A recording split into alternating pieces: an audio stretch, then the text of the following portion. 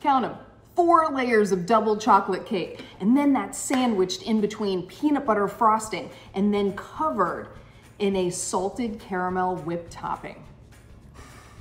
This chocolate peanut butter caramel cake is worthy of a family celebration. Let's get started with making the cake. Begin by putting the wet ingredients in one bowl and combining them, the dry in another, and then you're gonna mix them together until they're well combined. By hand, you'll add in those mini chocolate chips. There's nothing complicated about this cake batter. I like to prepare my cake pans by putting parchment paper and cooking spray on the bottom and the sides of my pans. Well worth the extra effort just to make sure that yummy cake doesn't break when you take it out of the pan. Pour half of the batter into each of your prepared pans and it's ready to bake. Just take the parchment paper off.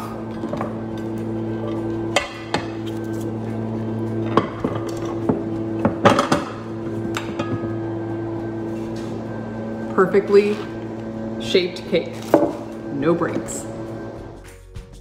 On to the peanut butter filling. You want to combine your peanut butter and butter until it's silky smooth and then gradually add your cream and your powdered sugar. That's all there is to it. And the salted caramel whipped cream is even easier. Just combine your caramel topping with your heavy cream until it reaches the soft peak stage. That's it. I don't know about you, but cutting even cake layers is not one of my superpowers. So I use this tool that I found online that has a wire across the bottom that does the cutting. And then it has notches so you can choose how thick you want your layer to be. And you just hold it against the cake and move it back and forth, and it does all the work. Perfectly even cake layers. Once your cake layers are cut, it's time to assemble. Start with your peanut butter filling, and it looks a little dry here. I don't know why it took me until the last layer to finally add a little more cream and make it smoother, but it did, and you can see the difference there. Then you want to put on your salted caramel whipped topping. Man, does that look good or what? I finished it off by putting a little caramel on top and then sprinkled on some chopped peanuts.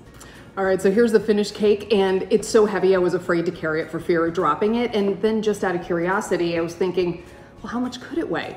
10 pounds of chocolate peanut butter caramel goodness. That's what's inside here. Can't wait to dig in.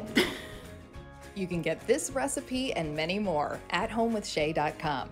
Shay Ryan, ABC Action News.